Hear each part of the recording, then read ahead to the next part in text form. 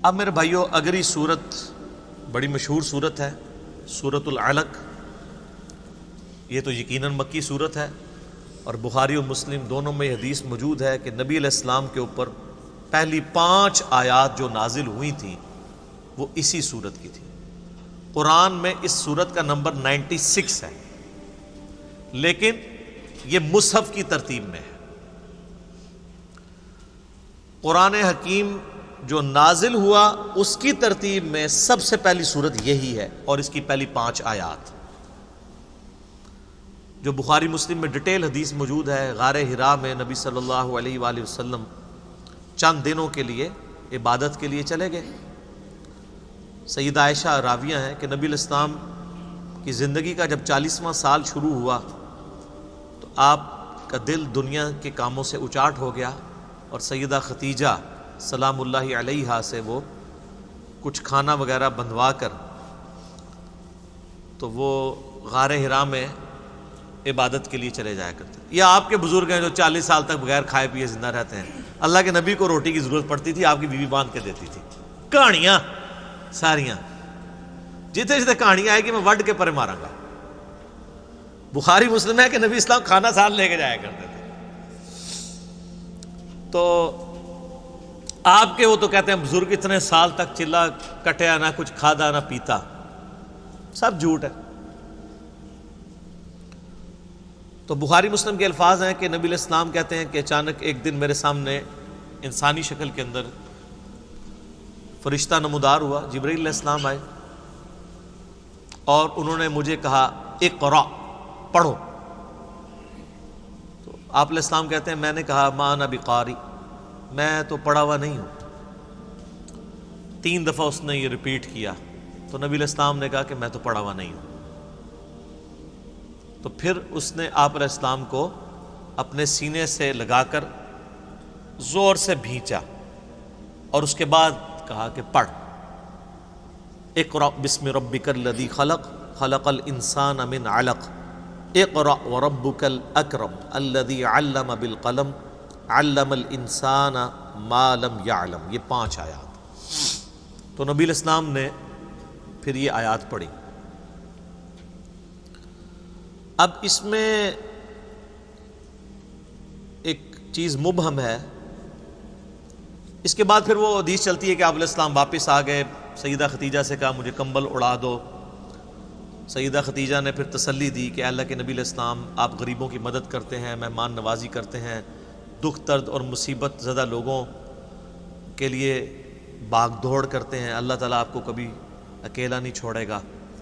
پھر وہ اپنے ایک قریبی کزن تھے ورقہ ابن نوفل جو عیسائی تھے لیکن موحد تھے، ان کے پاس لے گئیں۔ وہ نابینا ہو چکے تھے، انہوں نے نبی علیہ السلام کا جب ایکسپیرینس سنا تو انہوں نے کہا کہ آپ کو اللہ نے نبی بنایا ہے، اور عنقریب آپ کی قوم آپ کو یہاں سے نکال دے گی، اور میں اگر اس وقت تک زندہ رہا تو میں آپ کی مدد کروں گا۔ وہ خیر زندہ نہیں رہے، اس سے پہلے ہی فوت ہو گئے۔ تو اس میں الفاظ ہیں، یعنی آپ صلی اللہ علیہ وآلہ وسلم نے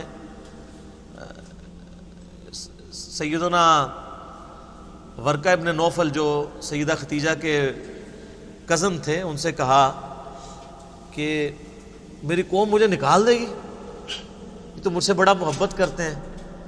ظاہر ہے کہ ایک شخص کی 40 سال کی زندگی میں وہ آنکھوں کا تارا ہے مکے کے لوگوں کا، تو اچانک انسان پریشان ہو جاتا ہے کہ یہ کیسا ممکن ہوگا کہ جو لوگ مجھ سے اتنی محبت کرتے ہیں وہ مجھے ریجیکٹ کر دیں گے۔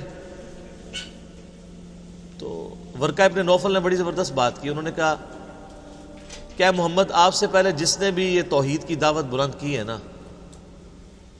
یہ دعوت ہی ایسی ہے کہ مخالفین پھر اس کے ساتھ یہی سلوک کرتے ہیں۔ اب اس کے اندر ایک بڑا خطرناک معاملہ ہے۔ آج کے دور میں اگر کوئی شخص ایسی توحید بیان کر رہا ہے کہ لوگ اس کے گلے میں ہار ڈال رہے ہیں اور وہ لوگوں کی آنکھوں کا تارا بن چکا ہے، تو آپ سمجھ لیں کہ وہ توحید بیان نہیں کر رہا جو قرآن کی توحید ہے۔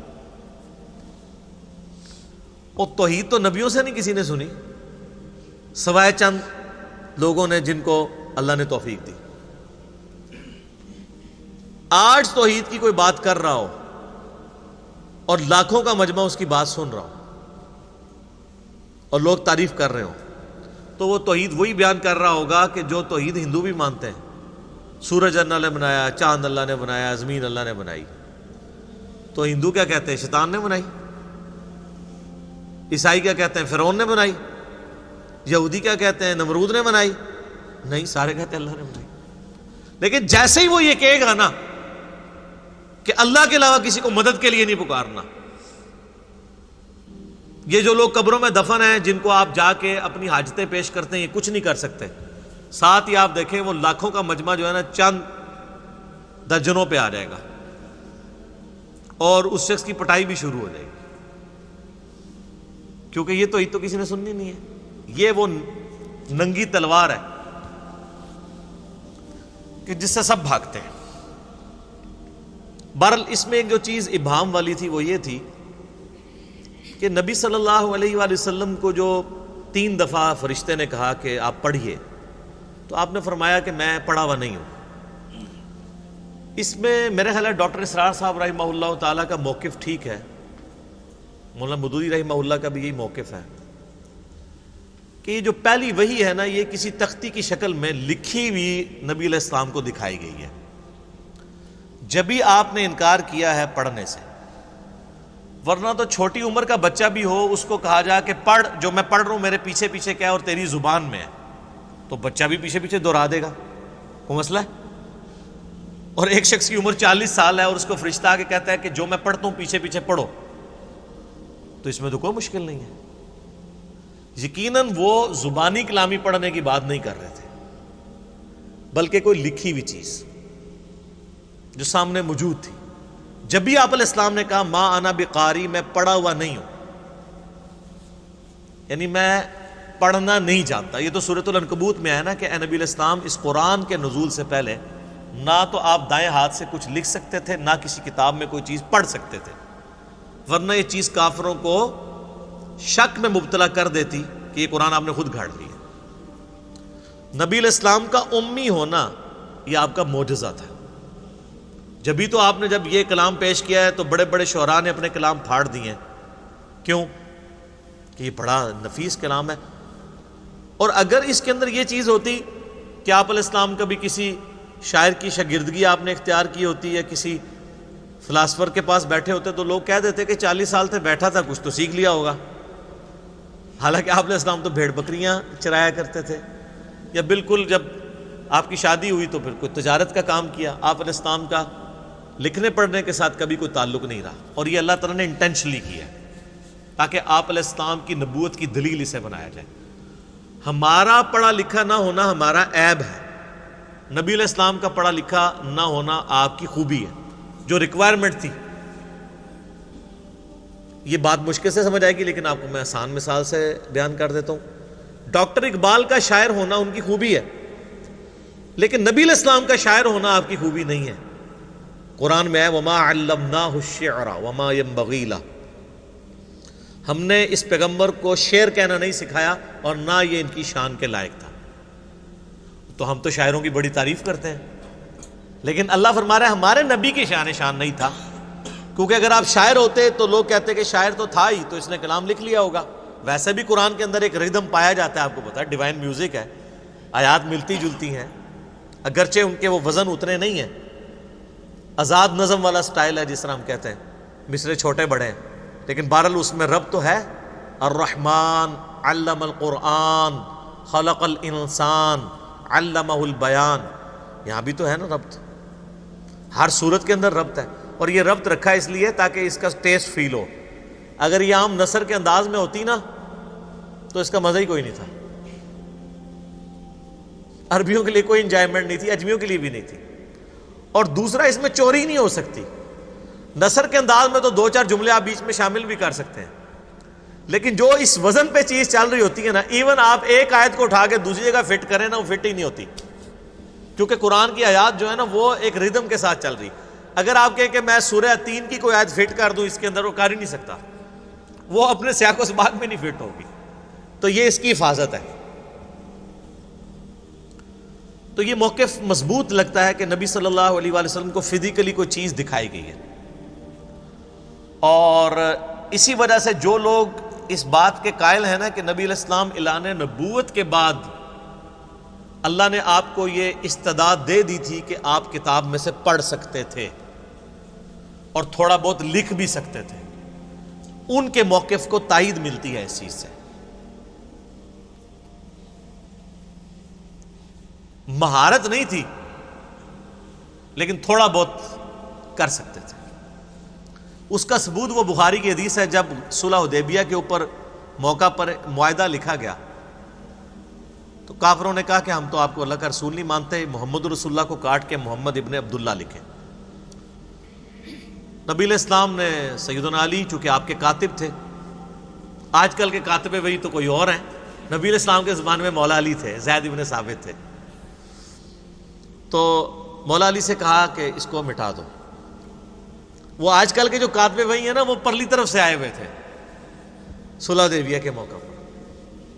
تو مولا علی نے کہا یا رسول اللہ میں آپ کا نام نہیں کاٹوں گا. محبت کا اظہار تھا کہ میں کیوں محمد رسول اللہ کاٹوں. تو آپ نے اس کے اوپر کوئی ان پہ گرفت بھی نہیں فرمائی. آپ نے فرمایا اچھا مجھے بتاؤ کہاں لکھا ہے. تو صحابہ نے بتایا یہ آپ کا نام لکھا ہے. تو آپ علیہ السلام نے اس کو اپنے مبارک ہاتھوں سے لکیر پھیری، اور بخاری کے الفاظ ہیں کہ آپ علیہ السلام نے اپنے ہاتھوں سے لکھا محمد بن عبداللہ. اس پہ میرا یوٹیوب پہ کلپ ہے نبی علیہ السلام کی ہینڈ رائٹنگ. اب جو سٹرکٹلی جو لوگ اس چیز کے قائل ہیں کہ حضور لکھنا پڑھنا نہیں جانتے تھے، ان کے گلے کی ہڈی ہے یہ والی حدیث. وہ کہتے ہیں جی یہ ہے نا جو کہ آپ نے لکھا، اس سے مراد ہے آپ نے لکھوایا، لیکن جھوٹ تو پکڑا جاتا ہے. اسی حدیث میں الفاظ ہیں کہ اللہ کے نبی نے اپنا نام لکھا، اور وہ راوی حدیث وہ صحابی کہتے ہیں لیکن آپ علیہ السلام لکھنے میں مہارت نہیں رکھتے تھے، یعنی آپ کی ہینڈ رائٹنگ اتنی خوبصورت نہیں تھی کیونکہ آپ نے کبھی لکھا ہی نہیں تھا. تو وہ حدیث الفاظ حفاظت کر رہی ہے کہ وہ آپ نے ہی لکھا تھا، لکھوایا والا چکر نہیں تھا. تو بس اتنا آپ نے لکھا. تو جو لوگ اس چیز کے قائل ہیں نا کہ اعلان نبوت کے بعد آپ لکھنا پڑھنا جان گئے تھے، اللہ نے آپ کو یہ معجزہ دے دیا تھا، تو یہ بات سمجھ میں آتی ہے. اس کا انکار یعنی دلائل کے ساتھ کرنا ناممکن ہے. اگر کوئی کرتا ہے تو اس کی اپنی مرضی. میں آپ کو صرف ایک ہر جگہ اختلاف بتا رہا ہوتا ہوں دلائل کے ساتھ کیا چل رہے ہیں. اس سے نبی علیہ السلام کی نبوت بھی سٹیک پہ نہیں لگے گی، کیونکہ وہ تو اعلان نبوت کے بعد ہے نا. قرآن کا تو کلیم ہے اس وحی کے نزول سے پہلے آپ لکھنا پڑھنا نہیں جانتے تھے. تو وہ کہتے ہیں پھر اس سے ثابت ہوا کہ وحی کے نزول کے بعد اللہ نے آپ کو یہ طاقت دے دی تھی کہ آپ پڑھ بھی سکتے تھے. تبھی تو آپ علیہ السلام پروف ریڈنگ بھی تو وہی کی کرتے تھے نا. پروف ریڈنگ تو وہی کرے گا جو بول رہا ہے. پروف ریڈنگ کے دو طریقے ہیں کہ آپ نے کوئی وہی لکھوائی، پھر آپ نے کہا پڑھو کیا لکھا ہے، اور وہ اس نے پڑھ کے سنائی، اور دوسرا یہ کہ آپ خود دیکھیں گے کیا لکھا ہے اس نے. تو دونوں طریقے سے پروف ریڈنگ ہوتی ہے. لہذا میرا موقف یہ ہے کہ اگر کوئی یہ موقف رکھتا ہے تو یہ موقف بھی دلیل کے ساتھ ہے کہ نبی علیہ السلام وحی کے نزول کے بعد لکھنا پڑھنا جانتے تھے، اگرچہ اس میں مہارت نہیں تھی. تو یہ جو ہے نا اقرأ بسم ربک الذی خلق، پڑھ اپنے رب کے نام سے، تو بیسیکلی پڑھنے سے مراد یہ نہیں تھا کہ میرے پیچھے پیچھے پڑھ، ورنہ تو آپ پہلی دفعہ ہی پڑھ لیتے. یار آپ خود سوچیں، آج بھی آپ کسی 10-12 سال کے بچے کو کہے کہ بیٹا میں جو آپ کی اردو زبان میں بولتا ہوں میرے پیچھے پیچھے پڑھ، تو وہ بھی پڑھ دے گا. تو 40 سال کا انسان جو فصیح اللسان ہو، اس کو ایک شخص کہہ رہا ہے پڑھ، اور وہ آگے سے کہ میں پڑھ ہی نہیں سکتا، تو اس کا مطلب یہ ہے کہ وہ سامنے لکھی ہوئی چیز. اور پھر جو چوتھی دفعہ بخاری مسلم کے الفاظ ہیں کہ فرشتے نے آپ کو سینے سے لگایا اور پھر جب چھوڑا تو کہا پڑھ، تو پڑھ لیا. وہ سینے سے لگا کے اللہ تعالیٰ نے جبرائیل کے ذریعے پڑھنے کی استعداد آپ علیہ السلام میں ٹرانسفر کر دی. سمجھ آ گئی بات کی؟ اللہ کے لیے تو ممکن نہیں ہے نا، ناممکن نہیں ہے نا یہ چیز، ایک لمحے میں کسی کو سکھا سکتا ہے. اسی لیے تو میں بار بار کہتا ہوں کہ آپ کہتے ہیں نا ہمارے بزرگ جو ہیں وہ کشف کے ذریعے دل کا حال جان لیتے ہیں، تو اللہ تعالیٰ ان کو 2 منٹ میں سکھا دے. میں اپنا میکینیکل انجینئرنگ کا فارمولہ لکھ کے دیتا ہوں، کوئی دنیا کا بابا اس کو دیکھ کے پڑھ کے بتا دے، کہتے ہیں دل کے حال جان لیتا ہے. یہ تو سارے ٹھوس ہو جاتے ہیں. بھئی کشف کا اللہ کو تو میکینیکل انجینئرنگ آتی ہے نا، تو آپ کو تو ہم یہی چیک کریں گے نا. دل کا حال تو دور کی بات ہے نا، پرانی بات ہے، دیکھ کے پڑھ دے، نہیں پڑھ سکتے. تو پھر آپ علیہ السلام نے یہ وہی پڑھی. آپ یہ دیکھیں زبردست آیات ہیں. یہ صورت تو یعنی شاہکار ہے عربی لنگوسٹک کا بھی، اور اس کے اندر کتنے اہم مضامین ڈسکس ہوئے ہیں خصوصاً پہلی 5 آیات میں.